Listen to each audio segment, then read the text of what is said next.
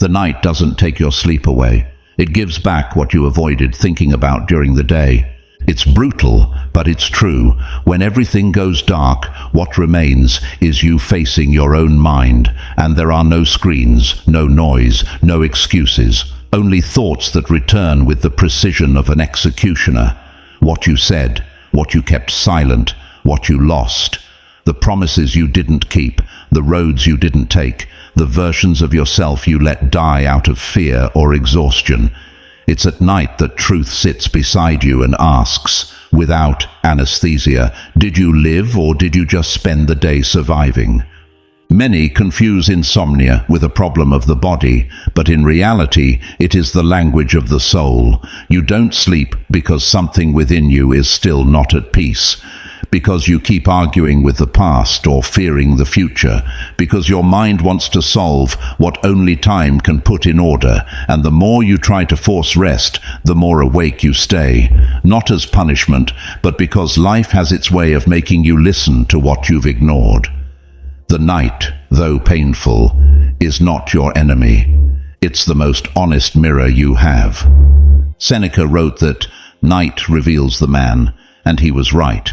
What you hide during the day beneath smiles or routines undresses itself in the dark, but not to torment you, to show you what needs to be tended to. There is no light without shadow, and no rest without sincerity. If your mind screams, it's because it's asking for attention. If your soul finds no calm, it's because you've spent too long looking outward. You want to control everything, fix everything, anticipate everything, and the night reminds you that you can't, that there are things that only heal when you stop pushing. This session won't ask you to distract yourself or imagine happy landscapes. It will invite you to face your thoughts directly, without fear, to observe them as a sage observes fire, knowing it burns, but also that it illuminates. Because anxiety, guilt, and fear are not enemies to defeat, but teachers to understand. The mind doesn't quiet by force, it calms through understanding. And that begins when you decide to stop fighting what you feel. Imagine that every thought keeping you awake tonight were a letter life is trying to deliver. How many have you refused to read? How many have you let pile up until the noise became unbearable?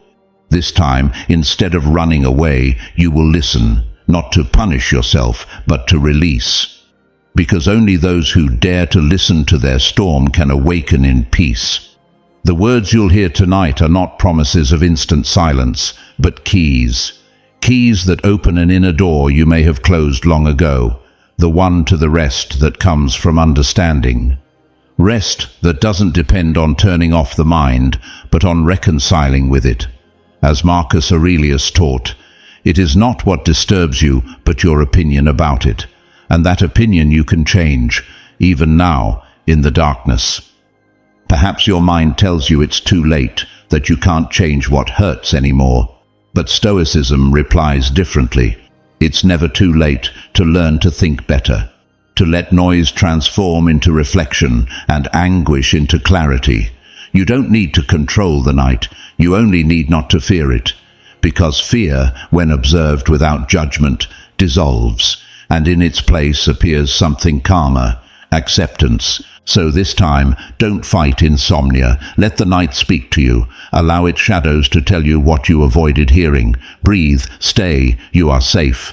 There is nothing outside that can destroy you, only what you allow inside. This will be your most silent training, learning to be with yourself without wanting to escape. Because when you achieve that, when you learn to look at your thoughts without fear, you'll discover something few ever do, that true peace doesn't arrive when the world sleeps, but when you awaken in the middle of the night. The night doesn't come to give you rest, it comes to show you what you refused to see when there was light. During the day, you can hide behind tasks, conversations, and screens. You can pretend that everything is fine, but when silence falls, when there's nothing left to attend to but your breathing, the soul places you before the mirror. And what you see there isn't always kind. Sometimes what you call insomnia isn't a lack of sleep, but an excess of truths you didn't want to hear. You try to sleep, but every thought rises like an echo that won't cease. You ask yourself why your mind won't quiet down, why everything hurts more when the city sleeps. You don't realize that what's happening isn't punishment, it's memory. It's your conscience reclaiming its space after a day of avoidance. The body may be exhausted, but the mind keeps trying to organize what you left unresolved. That's why silence doesn't soothe you. It strips you bare. The Stoics weren't afraid of that nakedness. They sought it. Marcus Aurelius wrote his meditations when everything outside was calm, precisely because he knew that inside he was not. He wasn't seeking comfort, he was seeking understanding. In the darkness, he recognized his fragility, his anger, his desire for control, and he wrote so he wouldn't get lost in them. That is the function of the night, to remind you that something inside still needs to be understood. The soul doesn't sleep until it understands, and while it doesn't, it sends signals, repeated thoughts, insistent memories, unanswered questions. What keeps you awake is the very thing trying to heal you. But we, trained to distract ourselves, respond with more noise, music, shows, lights, anything to drown out the inner voice. Yet the more you ignore it, the louder it speaks, until one night silence corners you, and there's nowhere left to run. Epictetus said, "We are not disturbed by things, but by the opinions we have about them." Perhaps what keeps you from sleeping are not the facts, but the interpretation you gave them. You can't change the past, but you can decide how to remember it. You can't alter what was said, but you can choose how to think about it. And that mental freedom, so small yet so vast, is what the Stoic trains every night. There are no subtler chains than the ideas you repeat without questioning. Every thought has a root. Some are born of fear, others of the desire for control, others of guilt. If you don't examine them, they grow like weeds, but if you observe them without hatred, they begin to lose strength. Observing without judgment, that is the first practice. Sit in the darkness and let the mind speak. Don't try to silence it. Listen with the same patience you'd give the sea. The sound of the waves doesn't stop because you ask. It transforms with time. The same happens with thoughts. Breathing is your anchor, not because it's a magical technique, but because it's the only movement that doesn't lie. When you breathe, everything else can wait. Inhale slowly. Exhale even slower. You don't need to force the air, just let it go. Feel how the body yields, how the mind lowers its tone. That stillness isn't weakness, it's conscious surrender. In every breath there is a Stoic lesson. What comes in, comes in. What goes out, goes out. It never belonged to you more than it needed to. Sometimes the body screams what the soul keeps silent. Pain in the chest, weight in the stomach, pressure in the throat. All that you interpret as anxiety may simply be accumulated emotion, undigested. The wise don't reject those sensations. They observe and release them because they know emotion isn't an enemy. It's energy in transit. But if you repress it, it becomes shadow. And shadows always find a way to wake you in the middle of the night. Think of water. It never fights what it meets. If there's rock, it flows around it. If there's a cliff, it falls. If there's stillness, it waits until it moves again. So acts the mind trained in Stoicism. It flows, not because it ignores pain, but because it understands that resistance magnifies it. Everything you accept sets you free. Everything you fear enslaves you. Maybe tonight isn't about sleeping. It's about releasing. About looking at what hurts and saying, I no longer need you to feel alive. Seneca wrote that we suffer more in imagination than in reality. How many nights have you spent constructing scenarios that will never happen, arguing in your head with people who aren't there, reliving mistakes that exist only in memory? The human mind is an artist of the unreal. But the Stoic knows this and smiles, not mocking himself, but simply observing and returning to the present. I am here, he repeats. None of that is happening now. Those words are medicine for the restless soul. When the mind returns to the present, the body also rests. The tension eases. The heart finds its rhythm. Thoughts lose their urgency. Because urgency is an illusion, there's nothing to solve at 3 in the morning. The only thing that exists is this moment and your breathing. Marcus Aurelius described it as a return to natural order, the soul aligned with the logos, the universe following its course without needing your intervention. If you've ever felt that the world collapses when you close your eyes, remember this: nothing collapses. You're just letting go of what was never yours to hold. Absolute control is a fantasy. Life doesn't ask you to hold everything, it asks you to trust. Even sleep is an act of faith. Every night you release your body with no guarantee of waking, and yet you do. You sleep because you trust. Because deep down, you know something greater than you keeps the order. Don't fight the night. Don't fear it. It's part of the cycle, not a flaw. The universe rests in its shadows, and you are part of that order. Feel it, not as an enemy, but as a teacher. It's showing you where there is still noise, where you still live in conflict. Every thought that comes has a reason, even if you don't understand it. Don't run, don't hide, stay still and listen. The human mind is like a pond. When you stir it, the water clouds and nothing is visible. But if you let it rest, clarity returns on its own. That's how inner calm works. You don't need to achieve it. You just need to stop the agitation. Serenity isn't built. It appears when you stop interfering. Close your eyes. Don't seek to sleep. Seek to understand.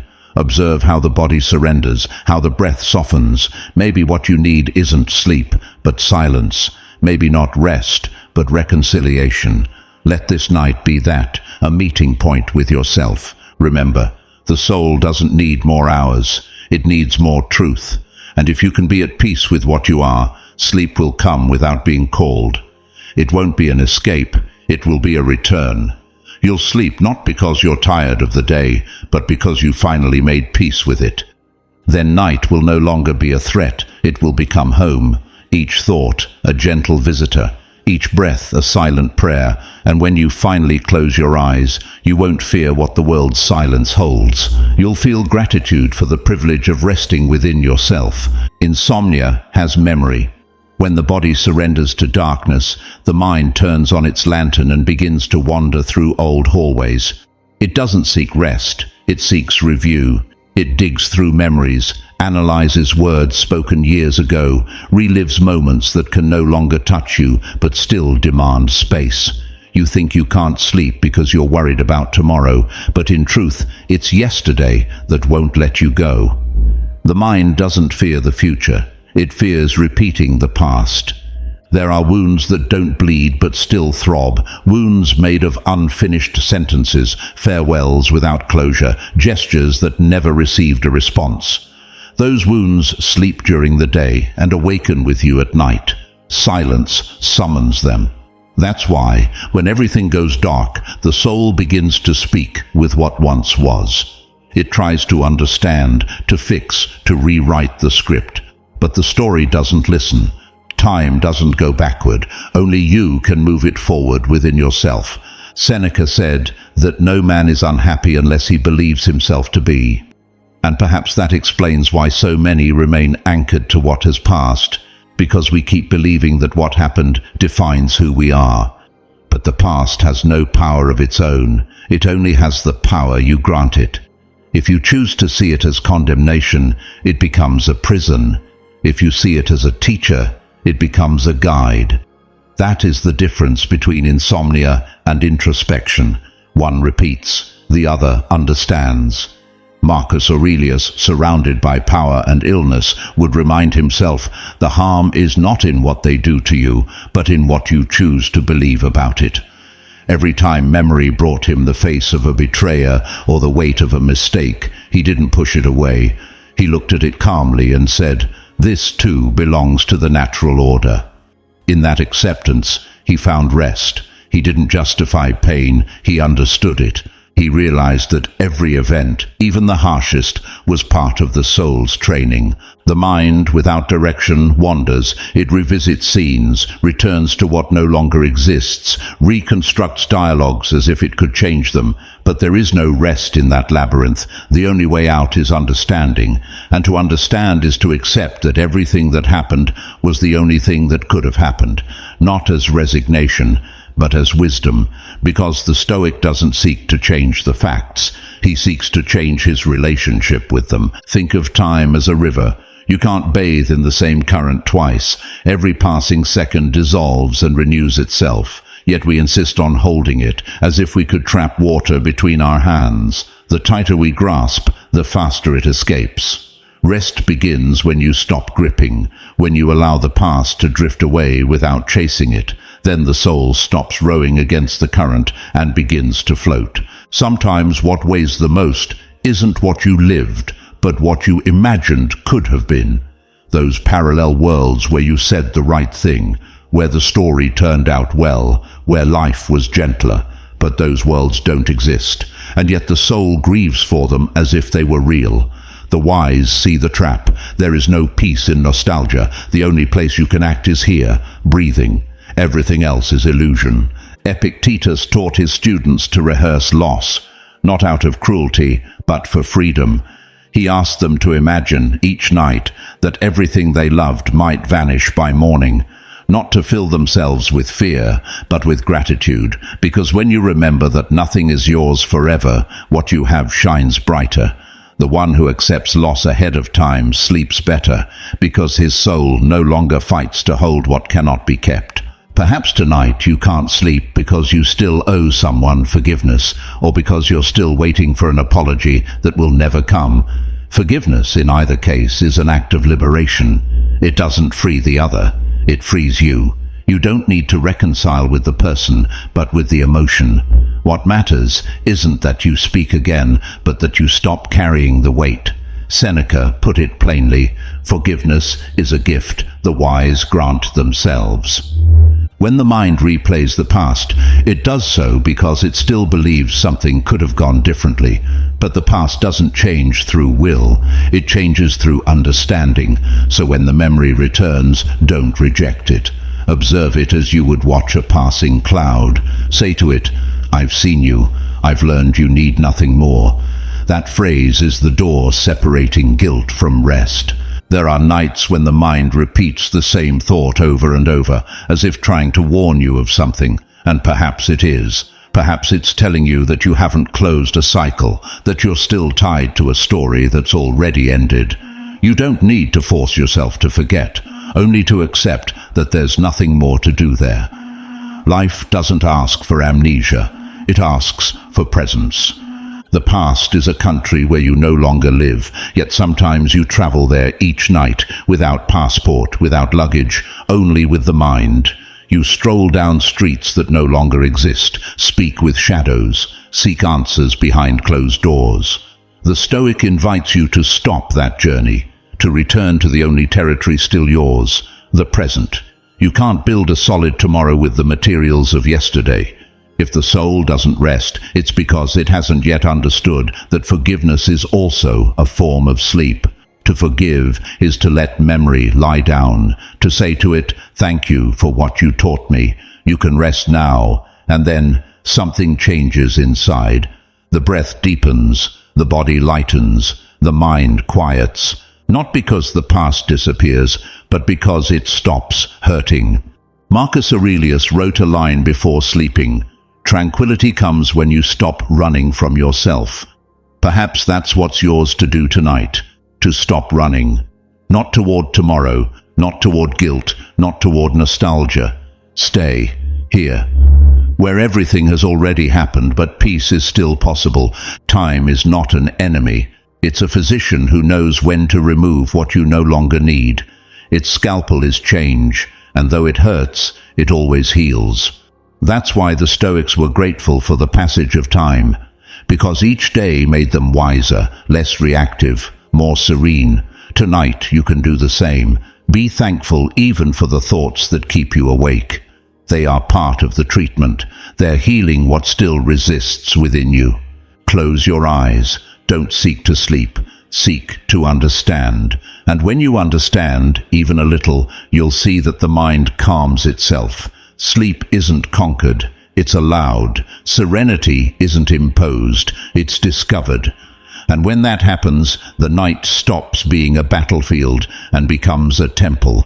Each thought you release is a door softly closing. Each memory you understand is a flame extinguished without pain. And when all is silent, you realize it was never insomnia chasing you. It was you who was running from silence. Now stay, breathe. The past can no longer touch you. What was, was. What remains is you, whole, present, breathing. And that, at last, is enough. The future is the greatest thief of sleep. There is no bed soft enough nor silence deep enough when the mind decides to race ahead into what hasn't yet happened. You lie down, close your eyes, and without realizing it, you're already living in tomorrow. You rehearse conversations, invent disasters, plan how to avoid pains that don't yet exist. You do it to feel in control, but end up building fear. Anxiety is born there, in that desire to live the same day twice before it's even begun once. The Stoic knows that tomorrow belongs to no one. Marcus Aurelius wrote in his journals, "All you live is the now." The rest is dead or uncertain, and yet we keep surrendering our lives to the uncertain. The soul fears losing what it loves, fears lacking what it needs, fears not being ready. But the truth is simpler. We will never be fully ready, because life is not an exam, it is an experience. There is no manual for the future, only presence to face it. Epictetus taught that fear is an interpretation, not a reality. We do not fear death, he said, but the idea we have of it. The same happens with tomorrow. You don't fear what's coming, you fear what you imagine is coming. The mind rushes ahead to protect you, but ends up chaining you. That's why the practice is not to eliminate worry, but to recognize its root, the illusion of control. When you release the need to foresee everything, the body relaxes, and with it, sleep returns. Every time you try to control the unknown, you forget that you yourself were once unknown. You didn't know what love would be like, and it came. You didn't know how you'd survive loss, and you did. You didn't know what the next day would bring, and yet you lived it. The future has always arrived unannounced, and yet here you are. That means you already know how to face whatever comes, because you've done it every day without noticing.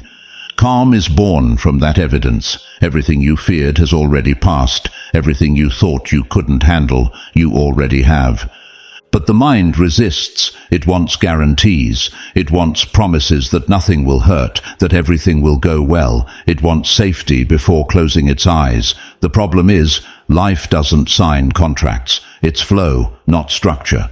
To demand that it not change is to ask the sea not to move. The wise don't fight the tide. They learn to float. They understand that every uncertainty is an invitation to trust. And trust isn't naivety. It's the understanding that there is order even when you can't see it. Seneca explained it with a clarity that still strikes today. It is not that we have little time, but that we waste much of it fearing to lose it. Worrying about the future is a constant escape from the present. While you think about what will come, you fail to live what you already have. And when the future finally arrives, you find it empty, because your mind has already moved on. That's how life gets exhausted, running after days that don't yet exist. Rest is found in pause, not in prediction. Imagine time as a field you cross in the dark. You can only see the next step, not the end, not the full map, just the ground beneath your feet. If you try to light everything at once, you blind yourself. If you trust the step you can see, the path reveals itself as you go. That's how the future works. It's not conquered, it's walked. Those who want to see it all before living it condemn themselves to fear. Those who accept the fog discover serenity. The anxious soul confuses movement with progress. It wants to do, plan, predict, secure. But rest is another form of wisdom. To sleep, from a Stoic perspective, is a philosophical act. It's saying to life, I trust you enough to let go. Every night, without realizing it, you practice surrender, and every dawn life returns you intact. What greater proof do you need that you don't have to control everything? You can't sleep because you think more thought will save you. But thinking more only multiplies the scenarios.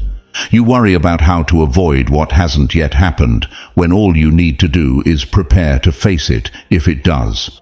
The wise don't seek to eliminate problems, they seek to strengthen themselves for when they arrive, and that strength is trained now, in the stillness of night, in the practice of letting go of what isn't in your hands. Anxiety isn't defeated by force, but by surrender. And surrender isn't abandonment, it's acceptance that there is an order beyond you, that there are invisible laws sustaining the universe, even when you don't understand them. Marcus Aurelius called it logos. Others call it destiny, flow, providence. Call it what you will, but feel its presence, in the breath that happens without your command, in the heart that beats without your order. If those keep themselves alive, why believe that everything else requires your control? Tonight, you don't have to solve anything. You don't have to decide tomorrow or understand it. You only have to live this breath. Inhale, exhale. That is your only duty now. Everything else can wait. The mind will say it's not enough, but the soul knows it's everything. Because while you breathe, you live. And life, in its simplicity, is the greatest act of power. When you feel fear of tomorrow, see it as a distant cloud.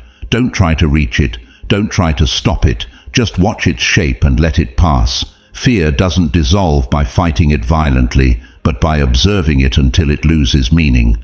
In that observation, calm is born, and in that calm, sleep. The Stoics slept peacefully, not because they had certainty, but because they understood their fragility. They knew that nothing is guaranteed, but also that nothing needs to be. Serenity isn't the absence of change, it's harmony with it. That is the highest lesson, to accept the nature of flow. When you understand that, the future stops being a threat and becomes a horizon. Before sleeping, remember, you are not your plans, you are not your fears, you are not your thoughts. You are the space that holds them, and that space is invulnerable. Nothing external can enter it without your permission, not the past, not the future, not uncertainty. That is your inner fortress, your citadel, the dwelling of the soul that Seneca described. When you recognize it, you can close your eyes without fear. Tomorrow will come with its own rhythm, its own color, its own challenge, but it does not belong to this night. This night is yours. It is your temple, your refuge, your field of calm. Let the body rest. Let the mind observe. Let the soul remember that there is nothing to fear once you've decided to trust. The present is the only thing that is always with you, yet it is the thing you inhabit the least. You spend your life running after the future or looking toward the past while the moment dissolves between your fingers like warm sand. You don't notice it because your mind always moves faster than your body. But when you finally stop, when the noise fades, you discover something frightening. Here and now, there is nothing to fear. What hurts belongs to yesterday. What worries you lives in tomorrow. The present, on the other hand, simply breathes. Stoicism teaches that every virtue begins with a just perception of the moment. Retreat into yourself, said Marcus Aurelius. In that refuge, nothing can harm you. But it's hard for us. It's hard because the present doesn't distract, it reveals. And what it reveals is not always pleasant. That's why we prefer to flee to what was or what could be. But that flight has a cost. Anxiety, insomnia, the feeling of being alive yet absent at the same time. The soul that learns to inhabit the now needs no certainties. It understands that every breath is sufficient evidence that life continues its course. Nothing more is required. The mind, however, wants to decorate the moment. It wants goals, stories, explanations. The soul doesn't. The soul only wants to exist. The practice lies in reconciling the two, in teaching the mind to quiet just enough so the soul can listen. Epictetus called it the discipline of attention. It was not about looking at the present with the desire to change it, but about looking at it with humility, to say, this is what is, and here I can act. Nothing more, neither what was nor what will be exists now. The wise person doesn't scatter himself, he acts within his limits. That is the essence of Stoic control, not to attempt the impossible, but to govern what lies before you. If you've ever felt lost, it's because you forgot that center. You search for it in others, in achievements, in goals, in validation, but the center is not conquered, it is remembered. It's in the body that breathes, in the mind that observes, in the heart that beats without your command. Everything else is scenery. You are the root. That's why the present doesn't need great feats to feel full. It's enough to be aware that you are alive. Seneca understood this better than anyone. While we are deliberating about what we will do, he wrote, life is slipping away.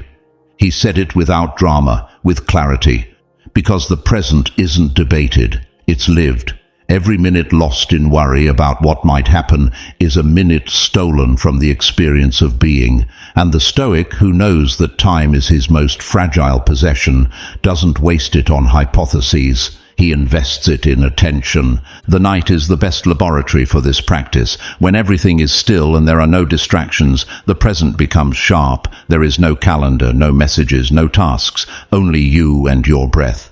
If you can stay there, even for a few minutes, you'll understand what the ancients called ataraxia, a state of deep serenity, where the soul no longer wishes to escape or change anything, where the now feels sufficient.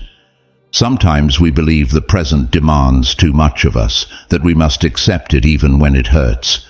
And it's true, but acceptance is not surrender, it is lucidity. Acceptance doesn't mean you approve, it means you recognize reality before acting upon it. Denying it only magnifies suffering, facing it dissolves it, like someone who looks at a shadow and realizes it wasn't a monster, but a passing shape.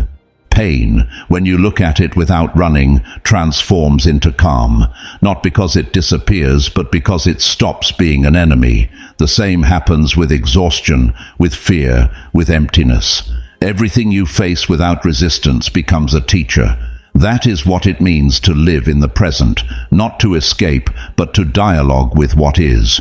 Every thought you try to push away is part of the present you're denying. To accept it is to reintegrate yourself into the flow of the world. The Stoics said the universe is one organism and each being a cell within it. To resist the present is like a muscle refusing to move with the rest of the body. It only creates pain. To flow, on the other hand, is to cooperate with the natural order, and to cooperate is not passivity. It is serene action. It's moving at the rhythm of the whole, not of fear. When you grasp that, rest arrives without being sought, not because you've solved your problems, but because you understand that you don't need to solve them tonight. What must be, will be. What depends on you, you'll do tomorrow. For now, it's enough to breathe. Inhale with the awareness of being alive. Exhale with the certainty that you don't have to hold the world while you sleep. The world will know how to turn without you. The restless mind will think that's abandonment, but it's maturity. It's recognizing your limit and respecting it. It's knowing the universe existed before you worried and will exist after. Your task isn't to control it, but to live in harmony with it. And that harmony begins here, in this bed, in this instant where you choose to think no more. Marcus Aurelius said, the soul resembles air when it's calm, transparent, light, invisible. When you worry, it thickens, darkens, becomes heavy. But if you let it rest, it clears again. That's what sleep is about, allowing the mind to become air once more, letting the weight of the day dissolve, letting the soul breathe without effort. Maybe you don't need 8 hours of sleep. Maybe you just need to understand one truth. Life isn't waiting out there. It's happening here. Every breath is life. Every passing thought is life. Every silence that embraces you is life. Nothing is missing. Nothing is extra. The present is complete. When you realize that, the body yields, the mind quiets, and sleep arrives as a natural return to what is essential. Don't try to silence the mind. Listen to it until it tires of speaking. Let every thought finish its sentence and then watch it fade, one after another, like falling leaves. You don't need to intervene. The soul knows when to grow quiet. You only need to stay, breathe, allow stillness to envelop you. Tonight, don't chase rest. Let rest find you. And if it doesn't come, it doesn't matter. You've done what's necessary. You've chosen to be here, with everything you are, without masks or escapes. That choice is already rest, because the soul that stops running, even if it doesn't sleep, is already at peace. The body is the first place where anxiety lives, and the last one we learn to listen to. It spends years crying out in the form of fatigue, tension, insomnia, or misplaced hunger, yet we rarely pay attention. We treat it as if it were a machine at our disposal, as if its duty were to obey the mind. Even when the mind is sick, we measure it, push it, disguise it, and when it stops responding, we say it betrays us. But the body doesn't betray, it warns. It warns that we have turned it into a slave of thoughts that don't know how to stop. Stoicism understood that the body is not an obstacle to wisdom, but its first temple. Marcus Aurelius called it the instrument of the soul, not a prison as others thought, but a tool that allows us to act in the world. Without it, no virtue is possible, because every virtue is expressed through action. Epictetus, born a slave and left lame for life, knew this better than anyone. He said he couldn't control his body, but he could control what he thought about it. His body was limited, his mind infinite, and in that contrast, he learned inner freedom. It is not the pain, he said, but the opinion about the pain that makes us suffer. Sometimes we forget that the body also philosophizes. It does so through its rhythm, its breathing, its pauses. When you are at peace, you breathe deeply without noticing. When you are anxious, you hold your breath. When you feel fear, your chest tightens. When you accept, it expands. Every sensation is a thought made flesh. That's why to calm the mind, reasoning isn't enough. You must return to the body. It is the bridge between inner chaos and outer serenity. Close your eyes for a moment. Don't try to sleep yet. Just listen. There is a pulse beneath your skin, steady, ancient. That pulse doesn't depend on your worries. It beats because it belongs to the order of the universe. It's the same pulse that moves the tides, that guides the seasons, that the wise once breathed in rhythm with. When you align with it, you remember you are not separate from the world. You are part of the same fabric that holds the stars. The body is not the enemy of reason, it is its echo. When the mind is troubled, the body tenses. When the mind quiets, the body rests. Seneca noticed this in himself. When his thoughts darkened, he fell ill. That's why he wrote not only to teach, but to heal. Every letter to Lucilius was a conversation with his own body, a way of turning writing into medicine. Listening to the body is an act of humility. It means accepting that there is wisdom in the physical, that the soul is not above the flesh but within it. The Stoics did not despise pleasure or rest. They ordered them. They knew that an exhausted body cannot practice virtue because an exhausted mind becomes a slave to impulse. That's why rest is not a luxury. It's a philosophical duty. A tired body needs silence, not noise. It needs tenderness, not demand. Every muscle you tighten from fear is an idea that binds you. Every deep breath is an idea that frees you. When you breathe slowly, the soul understands there is no longer danger and allows itself to let go. That's where serenity begins, not in the mind, but in the diaphragm. Imagine for a moment that every inhalation is a form of gratitude. You enter communion with nature. You take in the air that other beings exhaled before you. Every exhalation is a release. You let go of what you no longer need, inhaling and exhaling, receiving and releasing. That is the oldest dance of the cosmos. It isn't taught, it's remembered. The body heals when you stop demanding explanations from it. It doesn't need your analysis, only your attention. If there is pain, welcome it. If there is tension, listen to it. Don't label it an enemy. Every symptom is an unfinished conversation. Every discomfort is a truth the body tries to translate because the mind refused to hear it. Epictetus warned, "Don't say you've lost something, say you've returned it." The same applies to health or strength. They aren't lost, they're transformed. The body changes, ages, tires, but remains a teacher. In every wrinkle there is a lesson, in every scar a story, in every limitation a stored wisdom. To reject it is to reject a part of life. Deep rest begins when body and mind speak the same language again, when you stop treating them as adversaries and unite them in one intention, to live in balance. The wise practice that alignment every night. They didn't call it meditation or technique, they called it a habit of the soul. Before sleeping, they took inventory of the day. They gave thanks for what was lived, corrected what they could, and then surrendered the rest to sleep without guilt. Thus they slept with clear conscience and a free body. You can do the same. You don't need formulas, only attention. Feel your feet, your legs, the weight of your body on the bed. Let that weight be a symbol of surrender, not of burden. You are being held, not holding. The floor, the mattress, the earth itself supports you. You don't have to push anything. Let gravity remind you that you belong. When the body understands it no longer needs to defend itself, the soul lowers its guard. Sleep is not an imposition, it's a consequence. Don't force it, just remain in stillness. Breathe, and let fatigue do its work. Seneca said that rest heals more than reasoning, because there are wounds thought cannot reach, but sleep can. Tonight, make the body your ally. Don't judge it, don't demand from it, don't punish it. Thank it.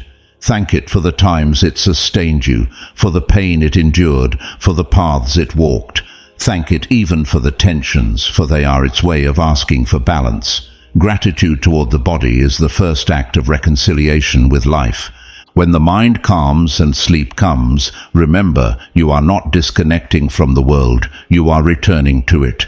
Rest is the reunion of the soul with the natural order. It's the moment when everything unites, body, mind, breath, and cosmos. In that silent unity lies true strength. And if sleep delays, don't grow impatient. Observe the waiting body, the breath that comes and goes, the heart that keeps working for you. There is virtue in that waiting too. Patience is the breath of the wise. The body knows when to surrender. You only need to accompany it. Because in the end, sleeping is not abandoning the day.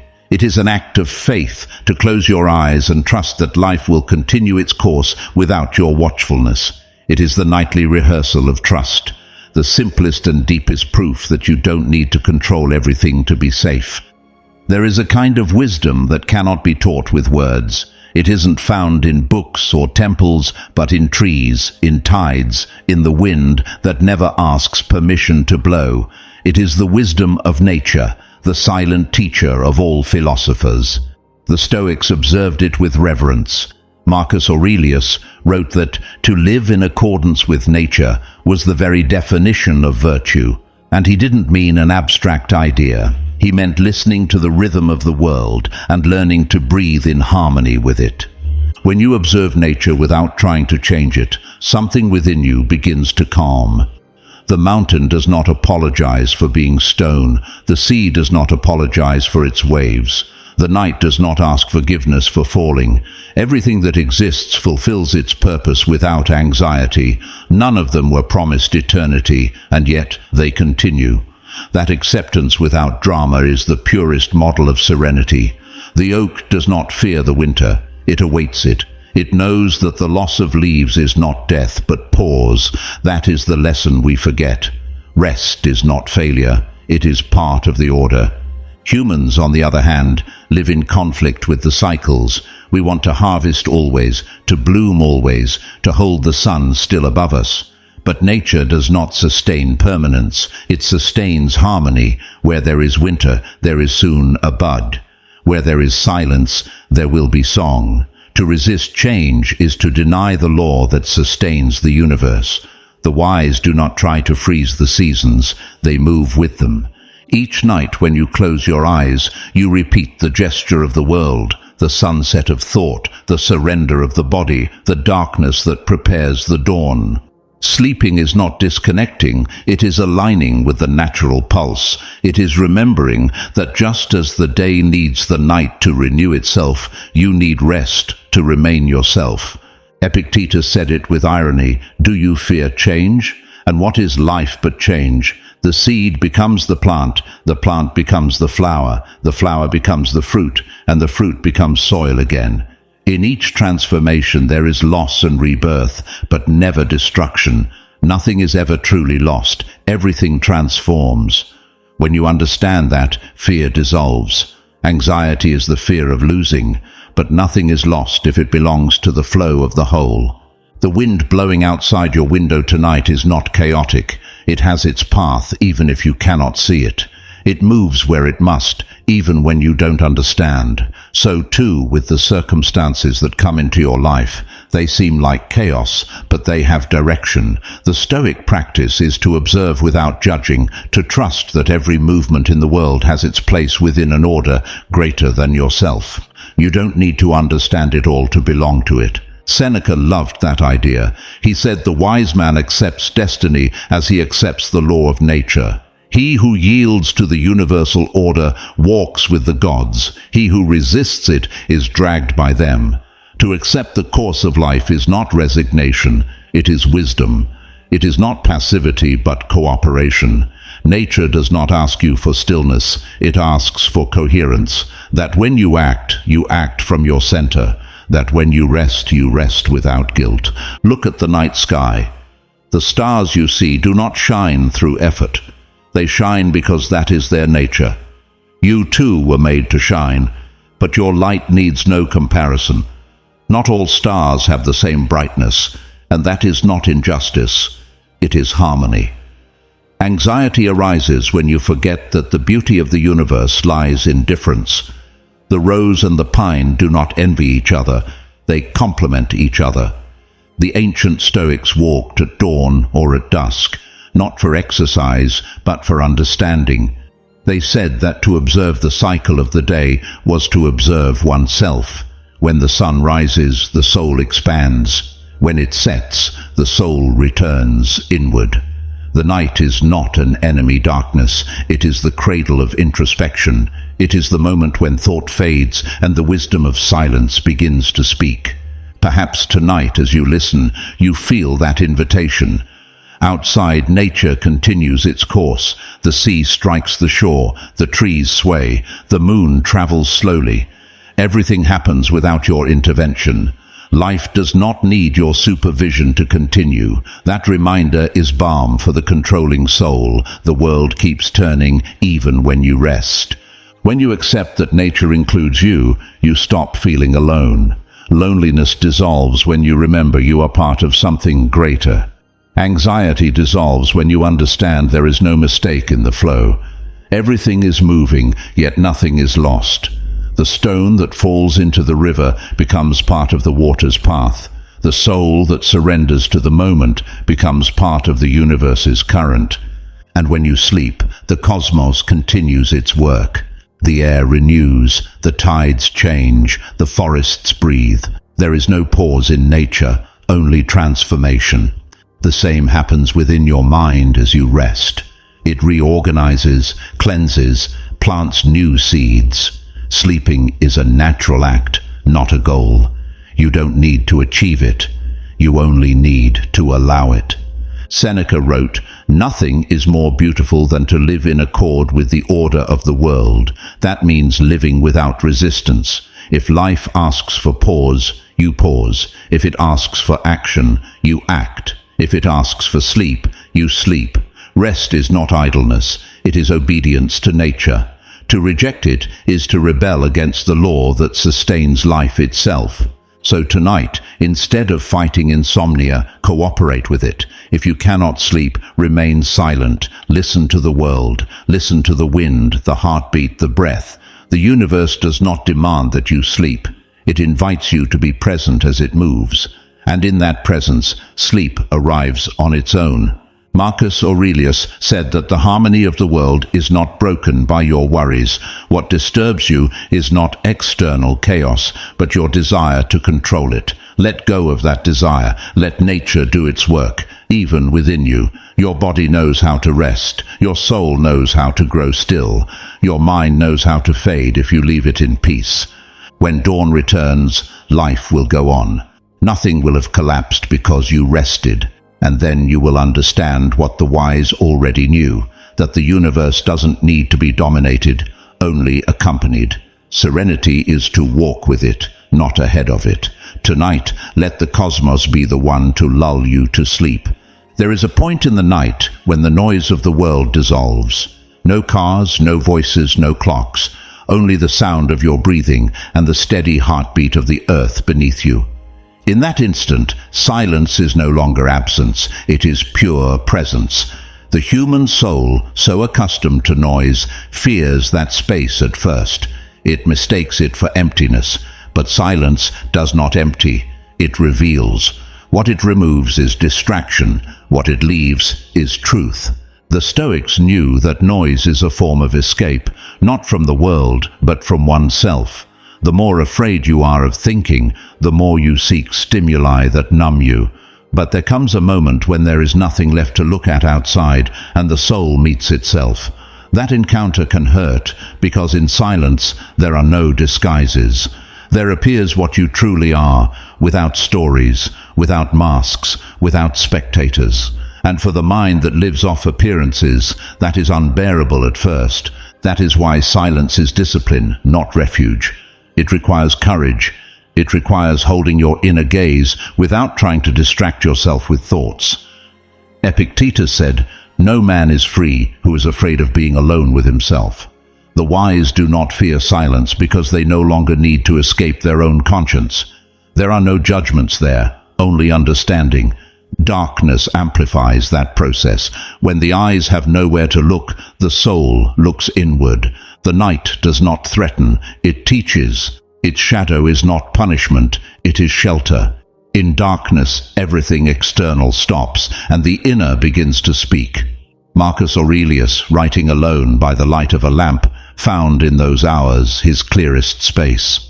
In his meditations, he spoke with his own soul, asking it what it feared, what it desired, what it needed to release. The night was his teacher because it had no audience. Perhaps that is why nocturnal silence feels so heavy. It is not sound that is missing, it is the company of the superficial. Without distractions, the soul faces the question it avoids by day. Who am I when no one sees me? That question does not seek an immediate answer. It seeks presence. To know how to be with yourself without running away is one of the highest forms of freedom. Seneca recommended withdrawing often into silence, even while living in Rome surrounded by noise. He said the wise could find calm even in the forum, because calm does not depend on the environment, but on inner mastery. Noise is not external, it is mental. True silence does not begin when sounds cease, but when interpretations do. Think about this. The silence of the night does not demand that you fill it. It asks for no words, no music. It only invites you to listen until you discover it was never emptiness, but vastness. The same is true of life. The more you try to fill it, the less you feel it. Fulfillment resembles silence more than euphoria. There is a kind of wisdom that arrives only when you stop speaking. When the mind stops narrating, the soul can observe. And in that observation, anxiety dissolves, not because it disappears, but because it no longer needs attention. Silence starves fear of its food. Now imagine silence surrounding you completely. No past, no future, only the suspended instant. That is the territory where the soul heals. Most wounds grow larger from the noise of thought. In silence they shrink to their true form.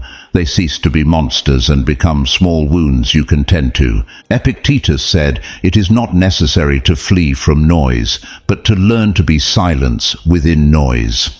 The night is the training ground. It is the laboratory where you practice the stillness you will later carry into the day.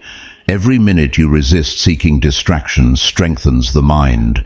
You learn not to react, not to judge, not to intervene.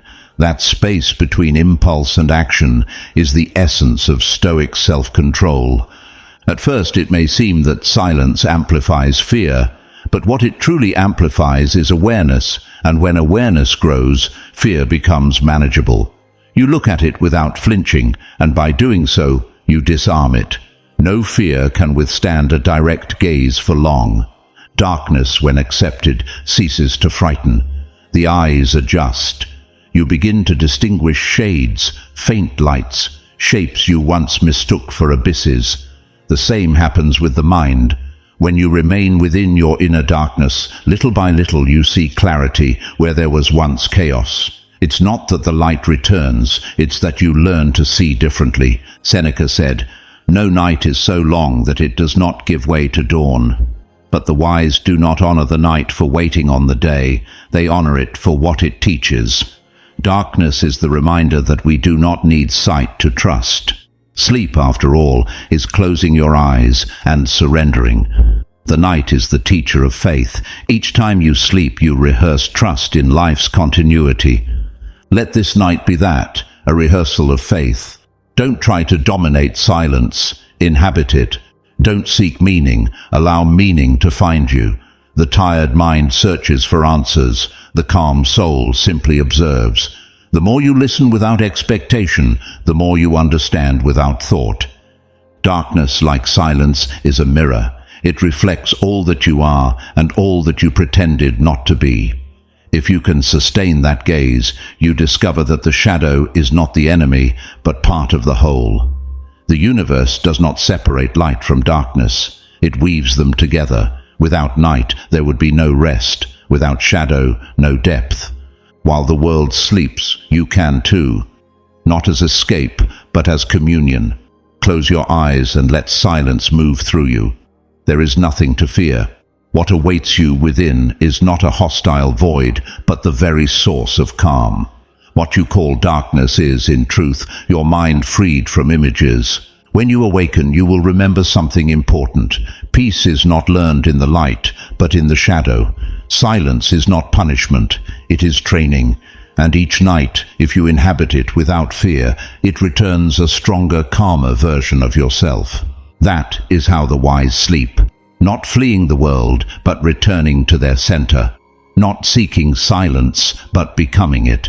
And when the soul becomes silence, life, even in its noisiest form, can no longer disturb it. There are wounds that do not hurt in the body, but continue to pulse in the mind, like echoes that never fade. They are thoughts that return when everything goes quiet, decisions you never made, words you never said, paths you never took. The past has a habit of visiting you just when you try to rest. It reminds you of what you can no longer change. And there, in the stillness of night, the soul fills with noise. The Stoics knew that battle well. They understood that the human mind clings to what was with a mix of guilt and nostalgia. But neither of those emotions changes what happened. What is past is no longer in your power, said Epictetus. You can only decide what to do with the memory. That simple phrase holds an entire medicine. You cannot govern time, but you can govern your interpretation of time, and that changes everything. Sometimes the soul doesn't suffer from what happened, but from how it keeps telling the story. It repeats a version where it always loses, where it is always in debt, to someone or to itself. But the wise rewrite that story with understanding. They do not change the facts, they change the place from which they look at them. They understand that every pain was part of their training, that without that wound, they would not have learned to heal. Think about this. Everything that hurts you from the past has already happened. It is not still happening.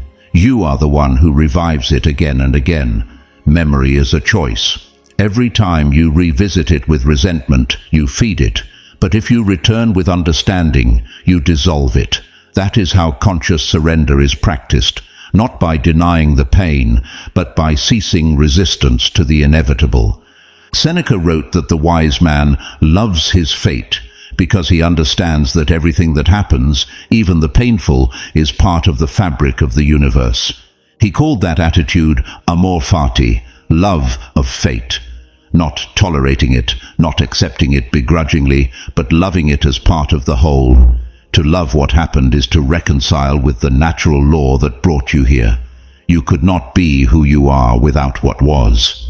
The past, even the hardest part, is the clay of your present.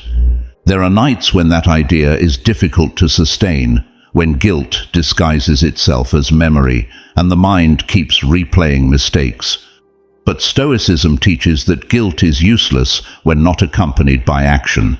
If you can still correct something, do it. If not, let it go.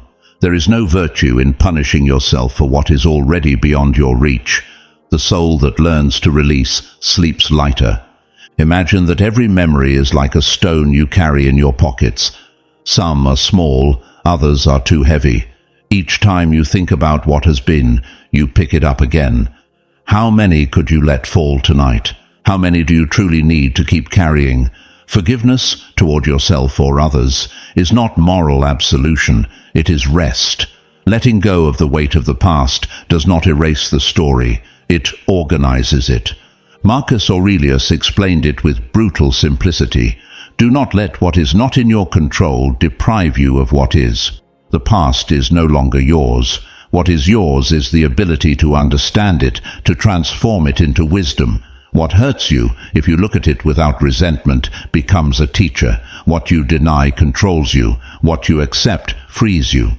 Sometimes the soul needs to cry to let go, not with drama, but with truth. Crying is also philosophy when it comes from recognition. It is the body saying, I can no longer carry what isn't mine. Let it flow. No tear shed in awareness is weakness, it is cleansing. The wise also wept, but without guilt. Deep down, surrendering to the past is not forgetting, it is stopping the negotiation with it. It is accepting that what was has already fulfilled its purpose. What hurt, hurt. What was lost, was lost. Not everything was meant to last, and above all, not everything was under your control. Accepting that doesn't make you cold, it makes you real. Spiritual maturity is knowing the difference between what you can repair and what you can only bless from afar. Each night before sleeping, you can practice that surrender. Review the day gently, not to judge yourself, but to reconcile. See mistakes as lessons and successes as opportunities. Then let both go. Do not fall asleep carrying your biography. You are not the sum of your past days. You are the conscious act of surrendering to rest. Epictetus taught that tranquility begins when we stop fighting what was. If you want to sleep, you first need to make peace with your story. There is no rest for one still wrestling with ghosts. The body relaxes only when the soul stops arguing with time. If tonight your mind insists on replaying what happened, look at it tenderly. Tell it. We've seen it, we've understood it, we've let it go. The soul learns through repetition, as the body learns through training. Each time you choose not to engage with the past, you strengthen the muscle of serenity. You do not need to erase memories, only stop chaining yourself to them. The Stoics knew that time does not stop. Every dawn is a chance for renewal, but only if you arrive unburdened by yesterday's chains. If you carry your days as debt, the present cannot bloom. That is why they slept peacefully, because each night they took stock, and what they could not change, they surrendered to nature. Sleep, in fact, is a perfect symbol of surrender. You close your eyes, and your body gives itself to the order of the cosmos. You do not know if you will wake the same, and yet you trust. That trust is the same you can practice with your past. To trust that everything fulfilled its cycle, even what you still don't understand. Nothing was in vain if you knew how to learn. Look back one last time tonight, not with nostalgia, but with gratitude. Be grateful for what built you, even what broke you. Be grateful for what ended, because thanks to that, you can begin again. Every ending holds the promise of a new beginning. Life does not stop at endings, it uses them as passage. And if the past insists on staying, don't fight it. Watch how it dissolves when you stop feeding it. The mind that lets go does not erase, it illuminates. Memory ceases to be a prison and becomes a story. Your history does not need to hurt to have value. It can simply exist without judgment as part of the flow that brought you to this night. This is how the wise sleep, not because they have no memories, but because they have learned not to be possessed by them. Serenity is the highest form of memory. It is remembering without suffering. It is understanding that everything that was had to be exactly as it was, so that tonight you could look at the sky and breathe with this awareness. Let this night teach you that, the art of letting go without losing yourself. Let sleep be the symbolic gesture of that surrender, to trust, to close your eyes, and to allow the universe to do what it has always done. Continue. There is an anxiety born from the future, an invisible trembling that settles in even when everything seems fine. It is the fear of what has not yet happened. The mind manufactures it with mastery. It imagines losses, invents scenarios, calculates disasters. It lives ahead of pain and absent from the present. It's that kind of anxiety that needs no reason, only the habit of anticipation. The Stoics knew that the future is the place where the soul most easily gets lost, not because tomorrow is dangerous, but because it does not yet exist. Epictetus explained it this way: we suffer more in imagination than in reality. The mind runs ahead as if by thinking it could prevent the blow, but all it achieves is to suffer twice, once for what it imagines, and again if it actually happens. When night falls, that habit intensifies. Darkness gives space to thought, and thought, if unguided, becomes an echo of fear. But what now seems like uncertainty is not an enemy, it is fertile ground. The wise understand that the future cannot be controlled, it can only be accompanied. It is not to be planned with obsession, but crossed with virtue. Seneca said, "He who suffers before it is necessary suffers more than is necessary." And he was right. The mind that anticipates pain prolongs the wound. It waits for a blow that may never come. Tomorrow, seen through fear, becomes a prison. Seen through serenity, it becomes a teacher. The difference lies in where you place your gaze. The Stoic does not ignore the future. He prepares for it without attachment. He knows that plans are useful, but never a promise. That is why he acts with discipline, not anxiety. Every well-done act today is an offering to tomorrow. But once it is done, he lets go. For nothing is more exhausting than trying to control what does not yet exist. Marcus Aurelius wrote in his Meditations, "Tomorrow is uncertain, but today's virtue is enough." Each day has its proper weight. To carry tomorrow's load today is to waste the present. When you learn to trust your ability to respond, the future ceases to be a threat. You no longer need to know what will happen. You know that whatever happens, you will endure. That is Stoic confidence. For the wise, hope was not naivety, it was lucidity. It was not about expecting everything to go well, but about knowing you will be well no matter how it goes. Serene hope does not promise a result, it promises strength. It is a kind of hope that depends not on circumstances, but on character. Think of the seed sleeping beneath the earth. It cannot see spring, it does not know it, and yet it grows toward it. Its impulse is not certainty, but trust. So too with the human soul. It grows toward the unknown, guided by an inner intelligence. It needs no guarantees, only coherence with its purpose. Every time you try to control the future, you separate yourself from that harmony. But when you trust in your ability to adapt, you enter the same flow that moves the universe. It is not about abandoning planning, but about planning without fear. Virtue is not found in renouncing effort, but in serenity within effort. Seneca warned that many men lose their lives while waiting to live. They spend their days preparing for an ideal moment that never comes. But the perfection of the future is an illusion. There is no better day than this one to begin living with virtue. Calm is not found when everything is resolved. It is built when you learn to move within uncertainty. Imagine you are sailing. The sea changes without warning. Calm, storm, drift. You cannot command the wind, but you can adjust your sails. That is Stoicism applied to the future, not expecting a calm ocean, but learning to steer yourself amid the current. Your serenity depends not on the weather, but on your inner helm. Anxiety about the future often disguises itself as productivity. You think you are preparing, but often you are running away. Excessive planning is fear dressed as control. The wise plan what is necessary and trust in virtuous improvisation. They know no strategy can replace calm. Epictetus taught it practically. When something disturbs you, remember, it is not the thing itself that troubles you, but your opinion about it. That opinion is what you can change now, not tomorrow. Every time you choose to think differently, you transform the future before it arrives. True preparation is mental. There is something deeply liberating in accepting that you do not know what is coming, because in that total unknowing, the soul rests. The future does not need to be controlled, only lived.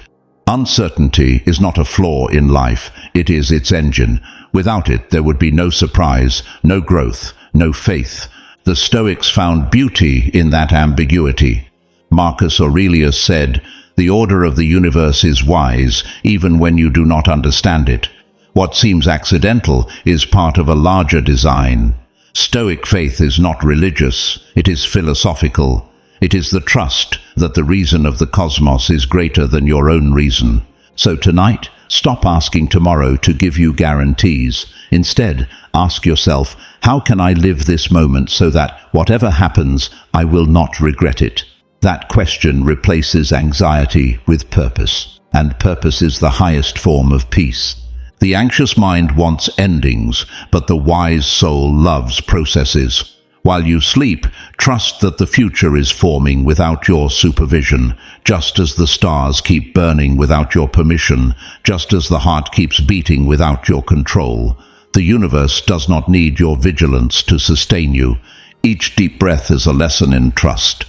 You do not know how many more you will have, but each one is complete in itself. You do not need to promise yourself eternities, just care for this instant.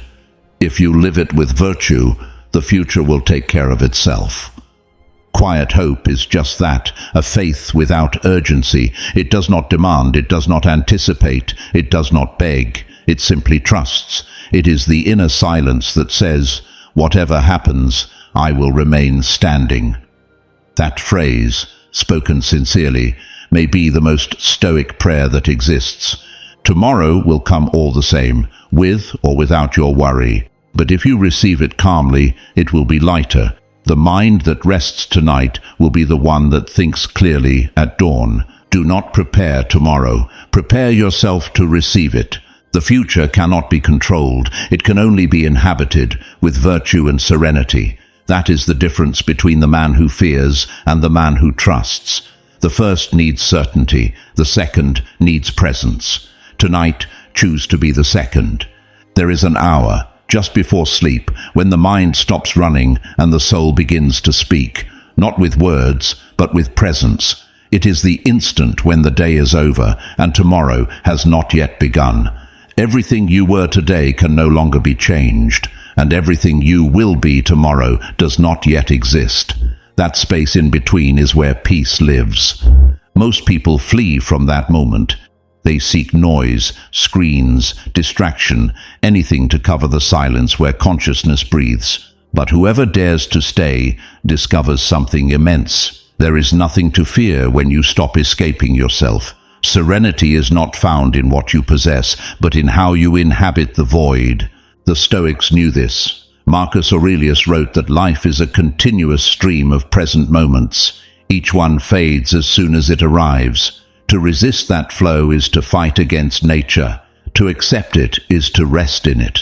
Sleep, then, is nothing more than the supreme practice of acceptance, trusting that you can close your eyes without losing yourself, because life continues to hold you even when you stop watching. Tonight you have traveled through many ideas: the weight of silence, reconciliation with the past, trust in the future. But everything converges in one single teaching. You do not need to control life to be at peace with it. You only need to learn to see it as it is, without demand. The soul that achieves this has already awakened, even before falling asleep. The human mind fears stopping. It confuses rest with loss. It believes that if it stops thinking, it will cease to exist. But the wise know the mind is not the center of the universe. It is only an instrument. When you turn it off, the soul can listen. What you feel as silence is not emptiness, it is return. Epictetus said, "No one can rob you of your peace unless you surrender the judgment that governs it." Stoic rest begins there, in no longer yielding your power to anxiety, to memory, to expectation. Whatever happens within you tonight belongs to you. You can choose peace amid noise, serenity amid uncertainty. Imagine the day dissolving slowly, like ink falling into water. Everything becomes clearer the more it blends. There are no fragments, no sections, only a continuum. Such is existence. There is no real ending, only transitions. What you call sleep is a small death. What you call dawn is a small resurrection. The wise honor both moments because they know life needs both to remain in balance. Darkness is not the enemy of light, it protects it. Rest is not the pause of movement, it is part of movement. If you never stop, you cannot move forward. If you never close your eyes, you cannot see differently. Tonight, let everything you've learned settle, not as theory, but as sensation. Feel your body growing heavier, your mind lighter. Each breath separates you a little more from the noise and draws you closer to your center. There are no judgments there, no haste, only pure awareness, floating. Seneca said that the wise man does not fear tomorrow because he has made peace with today. That is the true victory, to reach bed with a calm heart. Not because everything is perfect, but because you know you did what was in your hands and surrendered the rest to nature's order. There is no anxiety when you recognize your limits, and if thoughts still insist, watch them drift by like clouds. Do not follow them, do not reject them, simply observe until they fade. The mind, when deprived of attention, quiets on its own. Serenity is not conquered, it is allowed. The Stoic soul does not seek a world without chaos.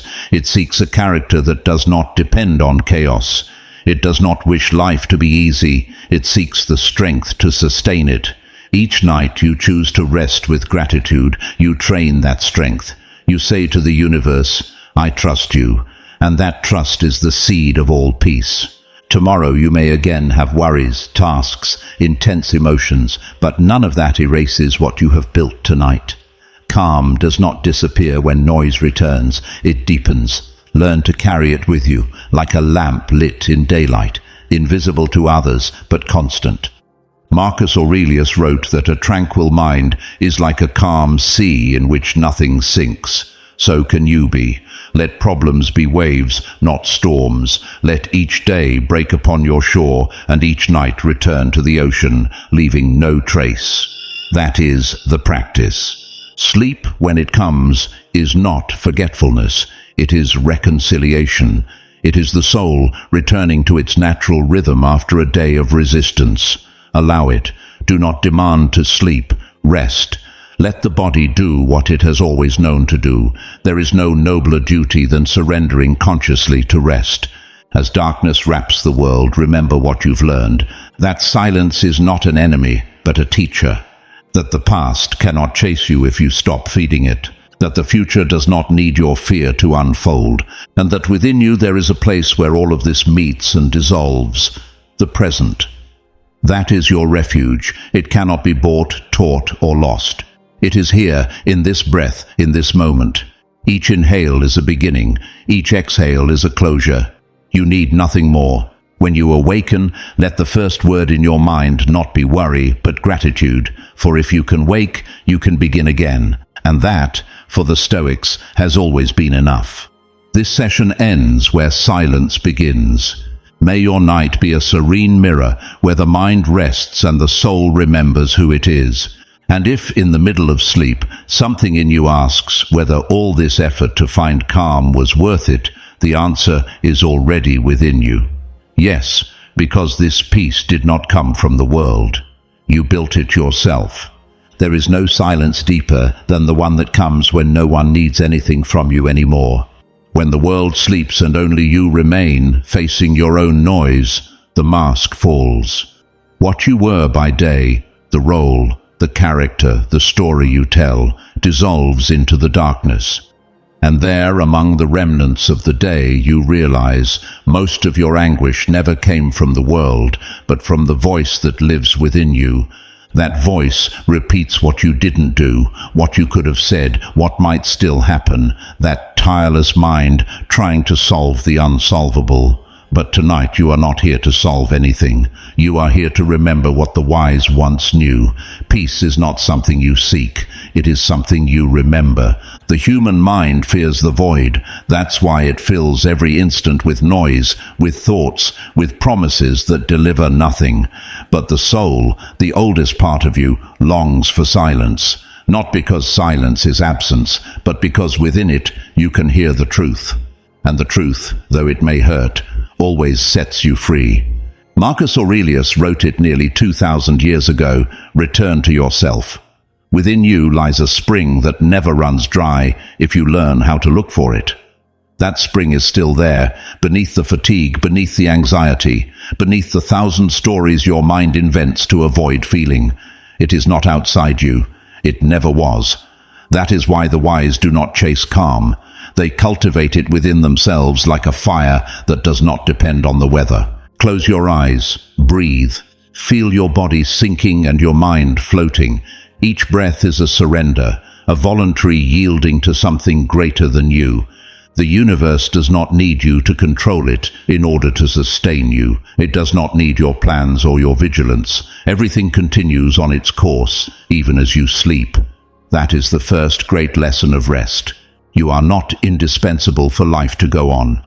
And knowing this does not take away your worth. It frees you from the impossible weight of having to hold everything together. Seneca said that the wise man is the one who can sleep peacefully, knowing he has no control, that his task ends where nature's begins. Tonight, release the need to have all the answers. You do not need to understand to rest. You do not need to solve to be at peace. Think of everything you have survived up to now, the nights you thought you couldn't make it, the days when fear bent your back, and yet here you are, breathing. That too is a kind of wisdom, to endure without hardening, to learn without becoming cynical, to fall without losing faith in virtue. Life can feel like a constant test, but the Stoics understood that you are not here to pass, you are here to practice. Each day is training for the soul. Some days hurt, others teach, some simply pass, but all of them shape you, and rest too is practice, the art of trust. When you close your eyes tonight, do not carry with you the unfinished tasks of tomorrow or the guilt of yesterday. Let both stay outside. Think of it as a return to origin, to the place where you need no name, no role, no story, where you are only breath and presence. There is no fear, only awareness. Epictetus taught that nothing is good or bad, but thinking makes it so. How many times today did you interpret your life through fear? How many through faith? Everything changes when you change the way you look. And that gaze is trained each night when you choose which thought to take with you into sleep. Choose one that heals you. Perhaps something simple like, "I am safe," or "I did what I could." Phrases like these may seem small, but they open space in the mind. They are keys to serenity, and when the mind quiets, the soul can move again. Don't forget this: anxiety is not your enemy. It is a clumsy form of protection. It is your mind trying to save you without knowing how. Don't fight it, embrace it. Say, "Thank you for wanting to protect me, but I am safe now." Every time you do that, you are practicing philosophy in its purest form, rational compassion. Seneca also wrote that the greatest obstacle to peace is believing we need more time. But the time you have, this one right now, is enough. You do not need another dawn to start living differently. Just this instant, just this breath. Look within. Can you feel it? That steady pulse in your chest. You are not creating it. You are not commanding it. It simply happens. It beats without permission, without control. Life too beats like that, beyond your plans, beyond your fear. Let that certainty hold you tonight. There is deep humility in admitting you don't know what's coming, but also immense freedom. You no longer need to predict. You only need to respond with virtue when it arrives. That is true mastery, not mastery over the world, but over yourself. The rest you seek is not 8 hours of sleep. It is ceasing to fight what isn't yours to control. It is releasing the rope you've been pulling all day. It is understanding that the soul, too, needs a place to sit and breathe. The wise man, before sleeping, takes stock. He asks himself, where did I act with virtue? Where was I led by passion? And then, in silence, he forgives himself, because he knows perfection is not human, but coherence is. And to sleep in coherence is to sleep in peace. Don't chase absolute silence. The world will keep moving, thoughts will keep crossing your mind, but you can do something greater. Stop resisting them, let them pass. True silence is not the absence of noise, it is peace with the noise. Imagine your mind as a lake. Each thought is a stone that falls and creates ripples. If you stop throwing stones, the water returns to stillness. That is the serenity you can cultivate each night. It cannot be bought, taught, or forced. It must be practiced. And when sleep finally comes, and it will, think of what the Stoics called apatheia. Not coldness, but balance. It is the state of one who no longer reacts but responds, of one who no longer drowns but floats. In that floating there is wisdom. Perhaps tomorrow the world will push you again, and you will fall back into haste, comparison, fear. But if tonight you manage to fall asleep with a calm soul, you will have won one of the greatest battles, the battle not to be a slave to your mind. Remember, you are not your thoughts, you are not your emotions, you are the one who observes them, the one who decides what to keep and what to release. That silent observer is your true self, and when you remember that, all the noise loses power. Life, Marcus Aurelius said, is neither good nor bad, it simply is. So too this night. It doesn't need to be perfect to be enough. If you can look at your day with gratitude, even if it was imperfect, you have already won. Because gratitude is the natural conclusion of lucid awareness. So be grateful for having made it this far, for having a body that breathes, a heart that beats, and a mind that, though restless, still strives to learn. Be grateful even for your mistakes. They were the teachers destiny chose for you. Let your last thought before sleep not be a worry, but a thank you. Say it silently. Thank you, life. Not as resignation, but as understanding. What was, had to be. What is coming will come when it should. And you will be ready, because you are learning to trust. And as sleep approaches, do not try to hold it. Let it come like a soft wave. Let everything that weighs you down dissolve into the darkness. Each exhale erases a thought. Each inhale returns you to the present. Slowly, the body yields, the mind quiets, and the soul, at last, rests. The universe does not expect perfection from you, only awareness, to live, to love, to err, and to begin again. To close your eyes with humility and open them with purpose. And if tomorrow you wake, remember this: you have not been given a new day to continue the noise, but to begin again from calm. Good night. May serenity find you, may silence hold you, and may you, for once, not need to understand everything to feel at peace.